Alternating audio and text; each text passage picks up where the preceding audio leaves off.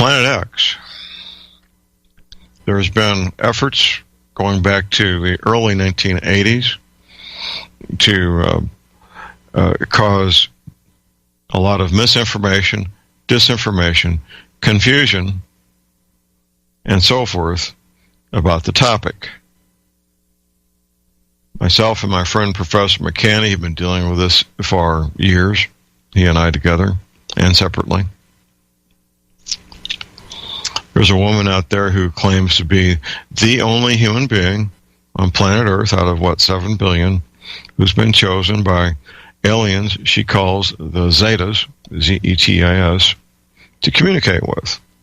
And she has a huge following on the internet. It's amazing. It is amazing.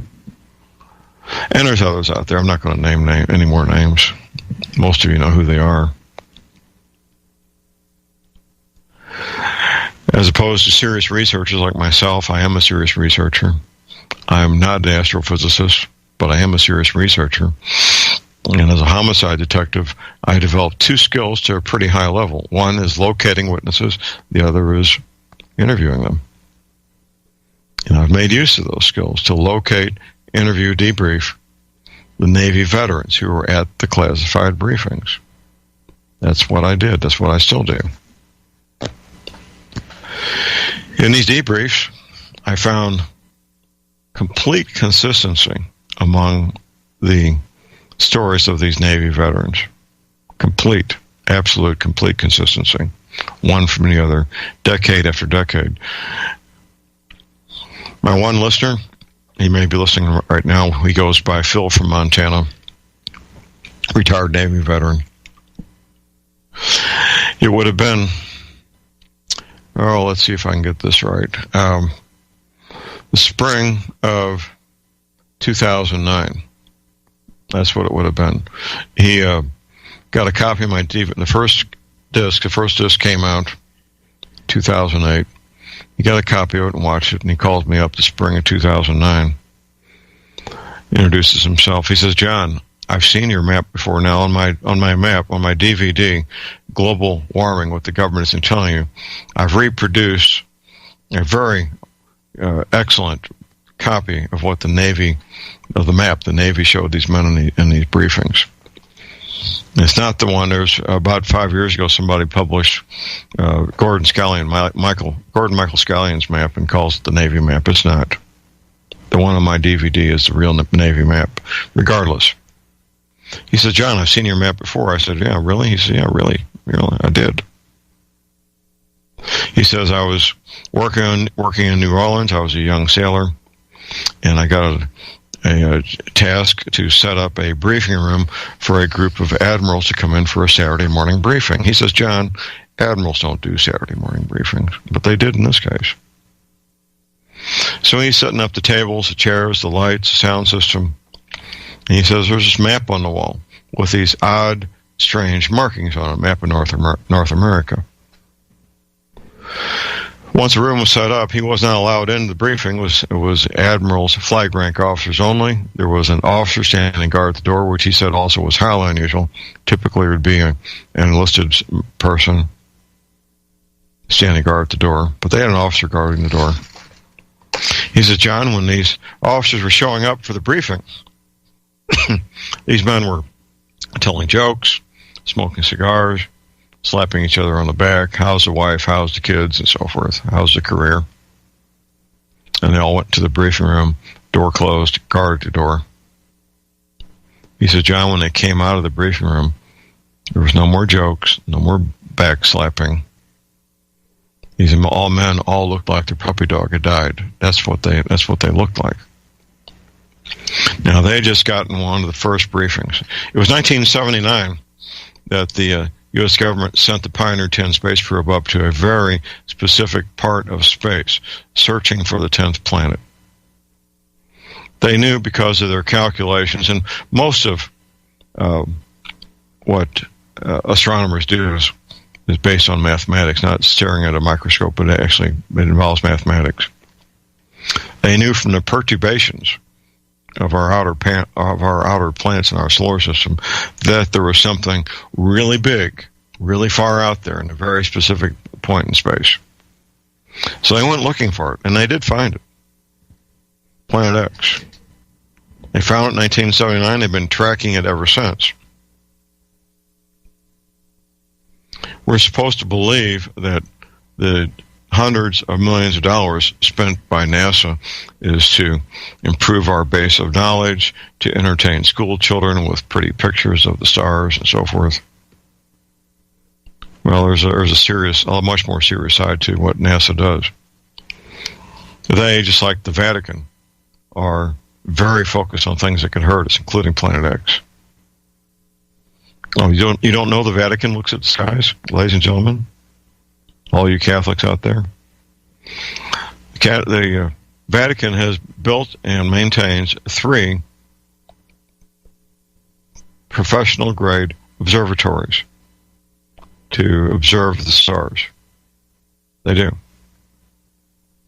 Seems a bit out of keeping for their normally thought of mission statement of saving souls and running charity hospitals and schools, but they do that. They have not 1, not 2, but 3 professional-grade observatories to keep track of what's going on out there. There was an uptick in government spending beginning in 1979 that continues to this day. I was talking to one of my correspondents last night. He says, "John, what's the COG?" And I said, "That's continuity of government." And he says, "Well, in your presentation, you said that a COG had to be complete by 2009. I said, "Well, that's true. It did. On one hand. On the other, it continues to this day. It will never be finished. It will always be a work in progress until it's needed, of course. Continuity of government. If you think the government's going to be there for you, well, you're thinking the same government who couldn't find a Superdome for a week is going to come and help you during any kind of crisis. That's probably not very wise to think that. I'd say it's not wise at all. So the government's getting ready. They're spending hundreds of millions of dollars building deep underground military bases where they'll be housing members of Congress, federal employees that have been chosen and designated to be there, members of the military, of course, scientific community,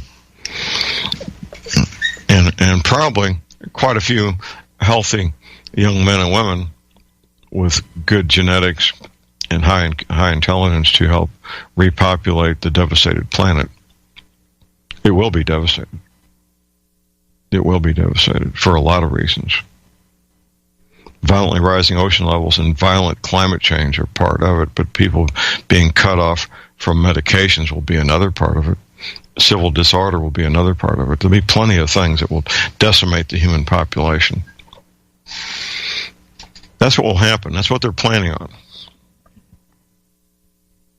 I did find out that locally in my hometown, St. Louis, Missouri, they made use of a Superfund cleanup site as a cover story to do something else. Now, I haven't looked into it. I don't know for a fact, but my belief, based on what I observed in St. Louis, is that there's a high likelihood that other Superfund cleanup sites could have been used for the same purpose, where publicly they're spending money to mitigate some hazardous waste of some type. It could be petroleum products, it could be radioactive material, it doesn't matter. Some other toxic stuff. While they're actually using most of that money to build a shelter. That's what they did in St. Louis at a site called Weldon Springs. The official name of the site was Weldon Springs Remedial Action Site, if I got it right. Weldon Springs was a little country town that at the outset of World War II, the federal government bought the town and about 2,000 acres or so to build a munitions plant. And in the 1950s, they built a plant to fabricate nuclear material for the Department of Defense. That was all shut down in the late 60s, early 70s. And then they came in 1979, I believe, announcing there was going to be a Superfund cleanup site there to mitigate the nuclear material. I was fine with that. I was out there with the Army. I was in the U.S. Army Special Forces, training out there almost once a month.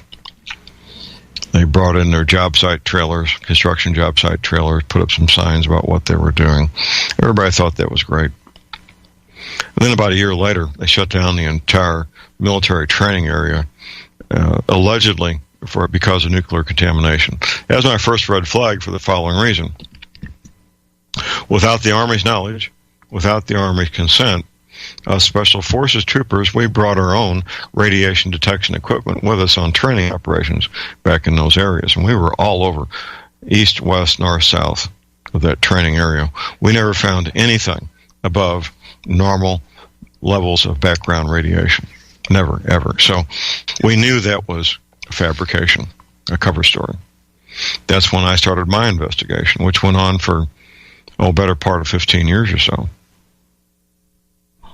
Taking photographs on the ground, taking photographs from the air, locating and interviewing, debriefing outside vendors who were working there as subcontractors. And last but not least, debriefing my friend Ann Morrison, who was an employee there, about what she knew. And here she is right in the middle of it.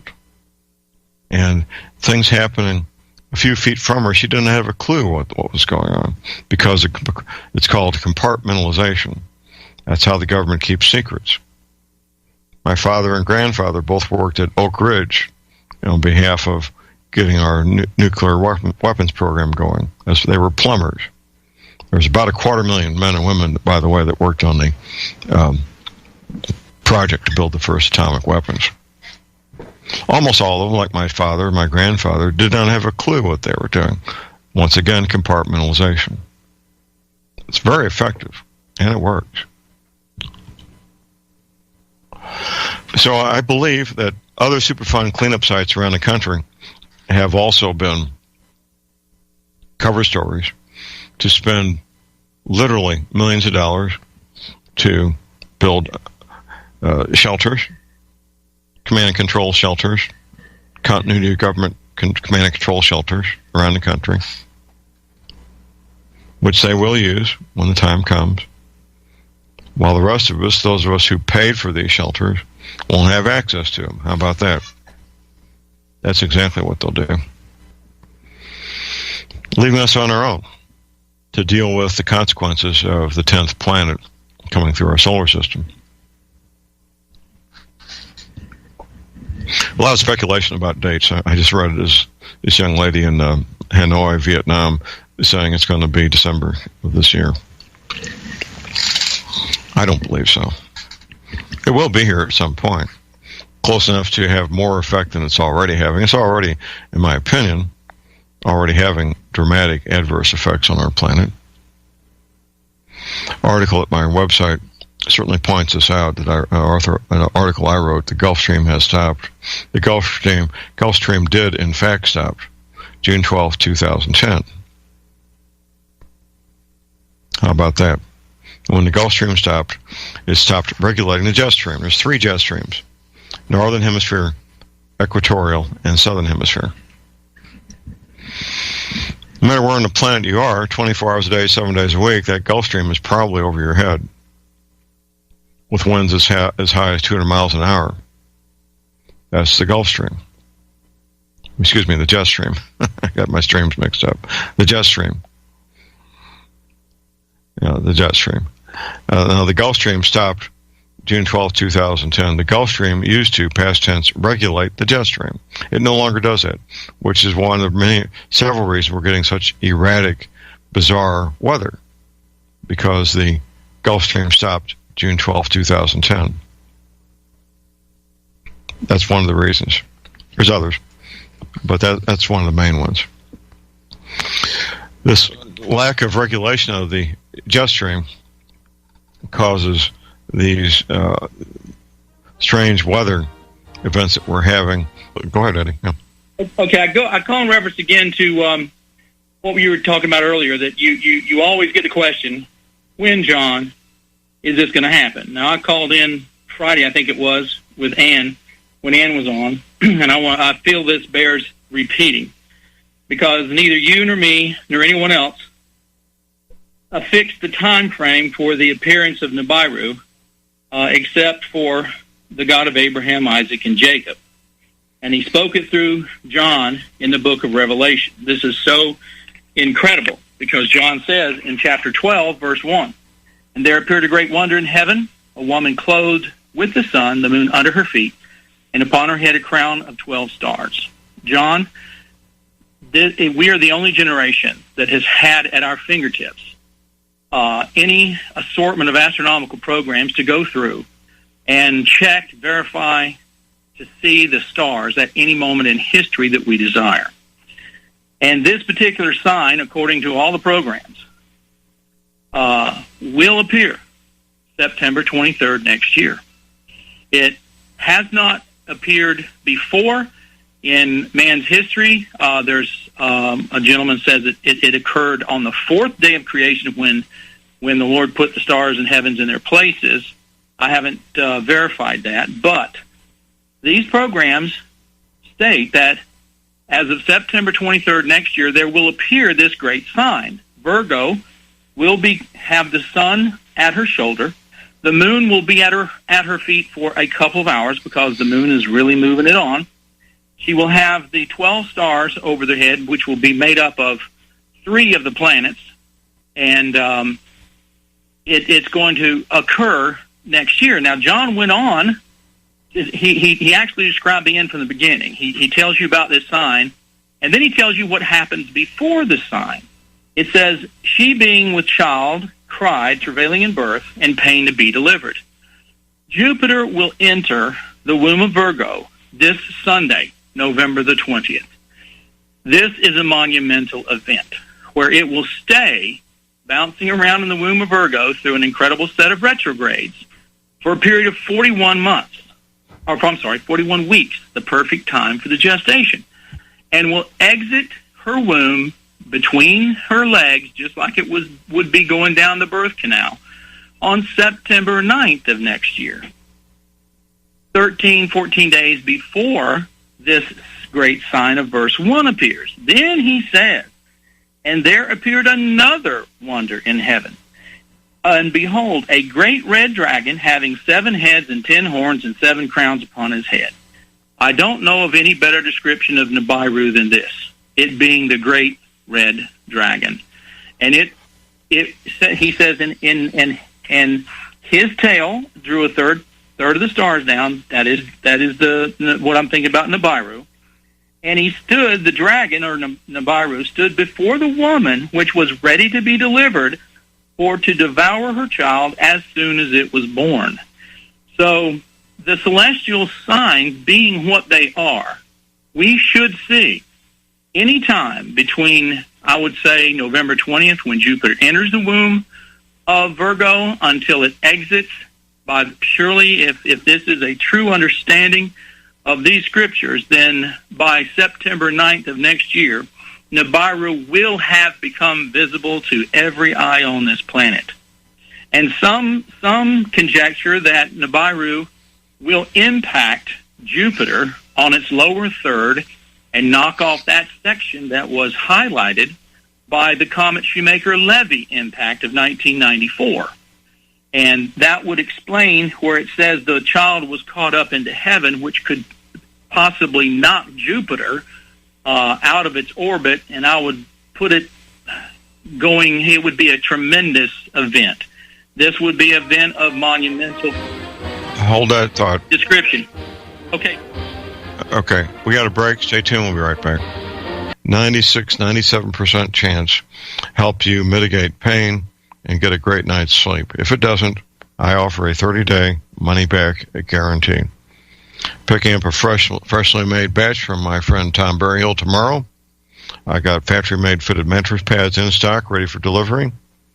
You need to do your homework. Read up on the patent application information at my website, You can read the testimonials from people like my friend Steve Whitman, who gives the energy cleaner and myself credit for saving his life, literally. And then make your decision. I do take PayPal. PayPal is the most secure way to make any payment online. The energy cleaner is only $285, shipping included, by the way. Originally, when they were handmade one at a time, they were $3,000 a piece. Now they're only $285, shipping included to American zip codes. I take MasterCard, Visa. Checks can be sent to my address at thelibertyman.com. Toll-free auto line, 24 hours a day. Here it is, 800-592-9543. I say again, 800-592-9543. We're taking your questions, calls, and comments at 800-313-9443. Eddie, let's wrap up your comments so we can move on, sir. All right, thank you much, John. Again, I want to say we're going to witness profound events in the heavens. No one calculated this date. This was put into motion when our Creator God, the Lord Jesus Christ, set everything into motion on day 4 of when He set the sun, moon, and stars and all the lights in the heavens. He set all this in motion back then. And so we have between now and September 23rd of next year to watch and see if these events play out as John described them. But I want to put one more plug in for the energy cleaner, John. Remember I talked with you when you were in Nashville at the expo 2 years ago. And told you that my mother had lost her ability. She was in her homegoing time season, and this was March of 2015. And she was at the point where she had to be helped to the bathroom. She couldn't get up and go. My sisters were being wore out to a frazzle. That's when we ordered our third energy cleaner from you, and we put it on her. She didn't even know it was there. And John, within 2 days, she was up, able to go to the bathroom by herself. She was able to push her walker through thick sand in Florida from where she lived at her little trailer behind my sister all the way to my sister's house and back. That's hard for anybody. That's hard to do for anybody. Yes. She was 90. She was going on. She was 92, approaching her 93rd birthday. Had we been able to get her on the energy cleaner during her final hospital stay, I think it would have brought her back. She would have gained her ability to be ambulatory again. But because of the fact you can't take them in hospitals, they won't let you do it. The weakness set in, and she went on to be with the Lord. But I will tell anybody, don't delay getting that energy cleaner. It is a fantastic device. And John, I can't thank you and Tom. Well, here's how you get it in the hospital. It's too late for your mom, obviously, but next time, if it ever comes up again, you make a sticker and put it on there, and it says prayer machine. Prayer machine. The doctors and nurses will laugh at you. They'll think you're some kind of barefoot, ignorant hillbilly, but they won't do anything about it. Well, I'll tell you, I can't. And one other thing, we have two 12-volt seat heaters that are modified for our energy cleaners, and we put them. I put one on my wife's seat and one on mine, and we can't wait to get in the car, go on a long drive. That's great. That's great, Eddie. We do appreciate the call. Thank you very much. Thank you, sir. Bye-bye. Okay. Nothing like experiences, ladies and gentlemen. Call-up numbers 800-313-9443. I do the same thing. I have my 12 by 24 inch pad that I sell. I have a couple of them, one for myself, wife, one for myself. And when I make a road trip, anything that's more than a couple of hours, I be sure to have that energy cleaner pad on the seat of the town car or rental car, whatever I've got. And the miles just melt away. It's just, the difference is phenomenal. Is absolutely phenomenal. So I don't want to dwell on that any longer. Getting back to Planet X. Well, I'll put this in make a note of this. It's 23rd of September. And we'll see if Eddie's prognostications are come to amount to anything. We'll see. September 23rd will be here before we know it. I'm not giving out any dates myself. Now, I've had this happen in the past where I've had a guest who gave out a date. Where was a guest? When was that? The summer of 2014. I had a guest who was giving a date of August of 2014, I believe. It doesn't really matter. I gave multiple caveats, multiple ones, saying this is the prognostication, the date given by my guest. It is not my date. Well, some ding-dong over in San Diego area, we tracked it down to an IP address in San Diego. They took that show, edited out all the caveats, edited out my, you know, when I come back from every break, I give the date of the show, edited out the dates, and posted it on the internet, on Facebook, on YouTube, excuse me, not Facebook, but posted it on YouTube as if I had just done it. And here's why they do that. They go to this trouble because there's a way to generate income on YouTube. That's why they do these things. It takes a lot of time to edit something like that and come up with a finished product that is not what it appears to be. It's an unfortunate thing, but it's part of the modern times that we live in. The financial incentive is what drives these things to happen. My friend Professor McCanny, he's had the same thing happen to him, where these people, these unscrupulous, unethical people, will take our work product, our proprietary copyrighted work product, and edit it, and massage it, and manipulate it to make it appear to be something else. Very unfortunate, but that's the modern age. I'm the real deal. Professor McCanny is the real deal. Men and women that know me, they know I'm a pretty serious guy. I've spent basically half a century dealing with serious matters with serious consequences. It was December of 1966. I enlisted in the U.S. Army and took my oath in January 1966. I began the process in the fall of 1966, November, December time frame, going through all the testing and diagnostic procedures and so forth to make sure I got what I wanted, which was to become an intelligence analyst. And I was very quickly thrust into positions of trust and responsibility with serious consequences as a 20-year-old in Vietnam. So I've been doing serious things with serious consequences my entire adult life, whether it was working in military intelligence or working as a homicide detective, working as a bodyguard, other investigative matters. So I am a serious guy, and I'm very comfortable having a lot of responsibility in doing these things. What I'm doing now as a radio talk show host is just a continuation. In fact, my first semester, I should say, disastrous semester in college, the fall of 1966, I thought I was going to be a journalism major. It seemed like a good thing to do at the time. So here I find myself half a century later, and I actually am a journalist. I'm a broadcast journalist. So that's sort of some continuity there, isn't there? I went back to the college after the Army. I was a photojournalist for the college newspaper. So there's been continuity all these decades for John Moore in the world of journalism. In fact, I was offered a job with a world-class newspaper, the St. Louis Post-Dispatch, the summer of 73, I think it was. I was offered a job as a photojournalist and with Sunday Pictures magazine by the guy who ran it at the time. He's long since retired. I haven't been in touch with him for quite a few years. I turned down the job.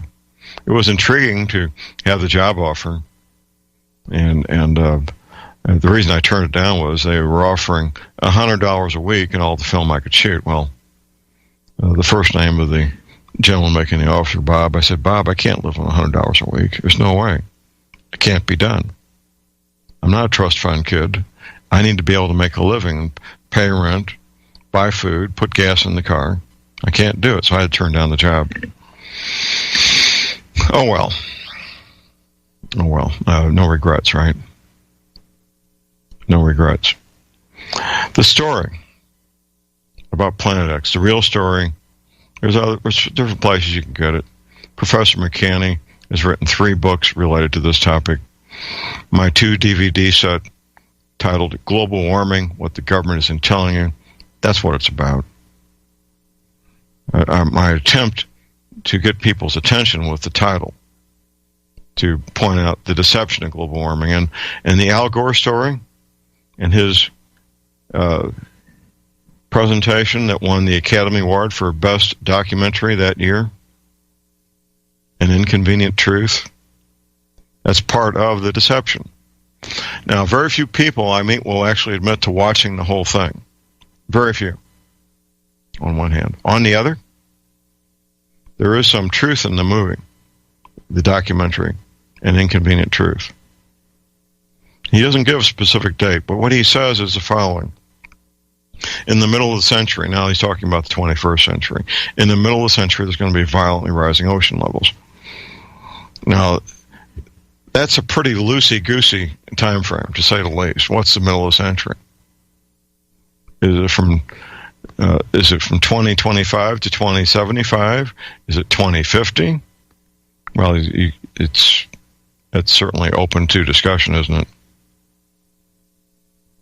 Obviously, 2050 is the exact middle of the century, but you could still say 20 years either side of it and still say the middle of the century, couldn't you? Why not? But there will be violently rising ocean levels. That is a scientific fact as far as I know. That's what the scientists who work for the U.S. Navy have been saying since 1979 to their own people. Violently rising ocean levels. I was at my high school reunion about a month ago.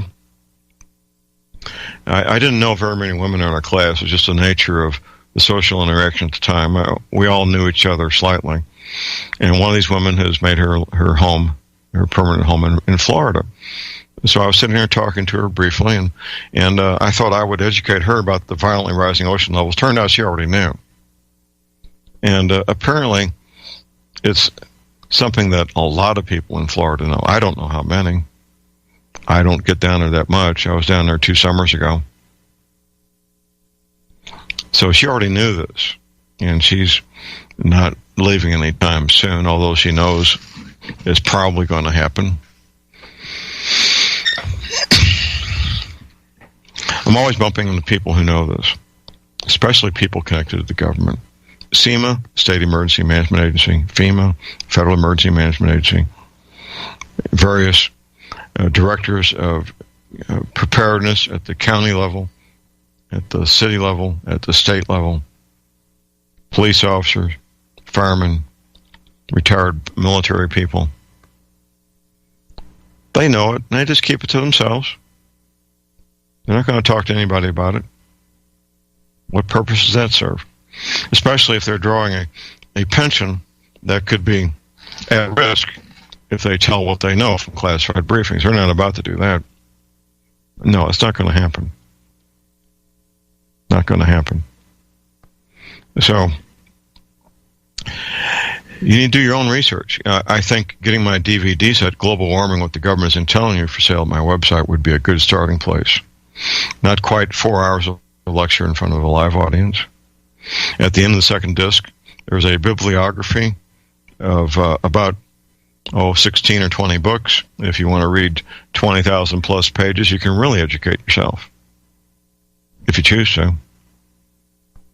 It's kind of ironic that both journalists that talk to me and people that aren't journalists, they all want a 2 or 3 sentence or a paragraph to explain what takes me 4 hours to discuss on my DVD set, and even that's abbreviated, quite frankly. The 4 hours on those 2 DVDs is actually abbreviated. But that's what people want. They want the shorthand version. And it doesn't matter who they are. They could be a plumber, an electrician, or a news reporter with Fox News. It doesn't matter. That's the American way, is to expect and want quick, simplistic answers to incredibly complex matters. And the matter of Planet X is incredibly complex. You know, when I say you need to read 20,000 pages to understand this, you do. If you really want to understand this matter, you need to read 20,000 pages of books, real books that really are at the Library of Congress, and then you'll understand it. Almost none of you will do that. Some of you have, a few here and there. Almost none of you have or will. I understand that. My DVD set exists for those of you who won't. Might be the best $25 you ever spent. I get reports back of entire families sitting there for 4 hours watching this in complete silence. One lawyer in California, he wrote me a note, John, I've been trying to explain this to my wife for years. She watches your DVD, now she's convinced. Send me 5 more.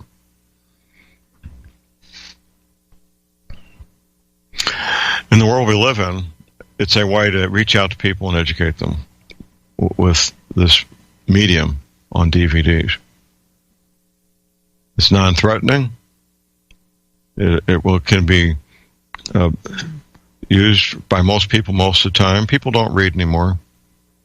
I mean, the listeners to my show are an exception, but most people most of the time don't read. Here we got Dave in New York. Good morning, Dave. Good morning, John. I sort of think there's a lot of secret stuff about Planet X that is known to people. Wouldn't you think that someone would leak out through a safe means different secrets on Planet X that's so vital for us to know? Well, that's what I'm doing, Dave. That's what I do.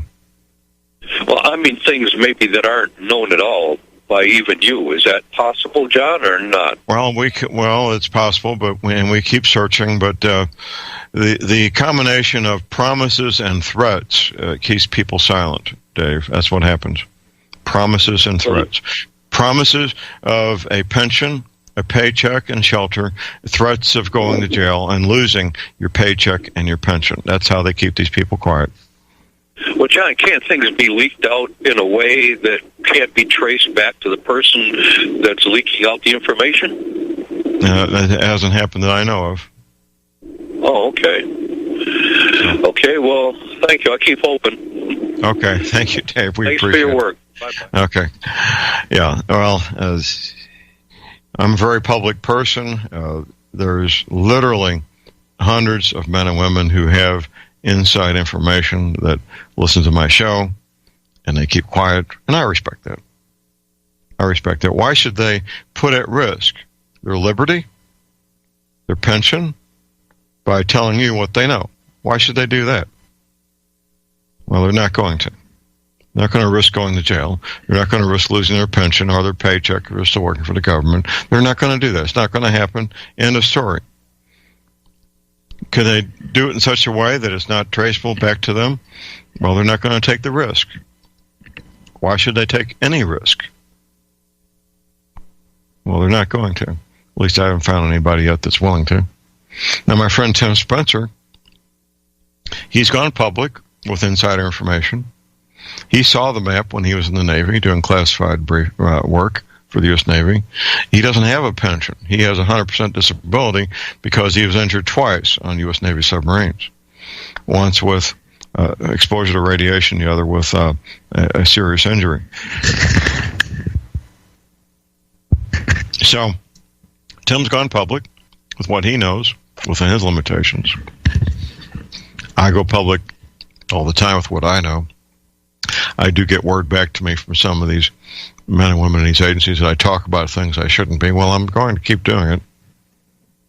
I'm not going to stop.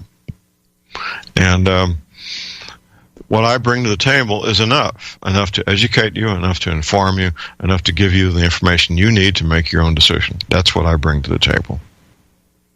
In my DVD, 2D DVD set, it's titled Global Warming, What the Government Isn't Telling You, will give you everything you need to make an informed decision and to move forward if you choose to.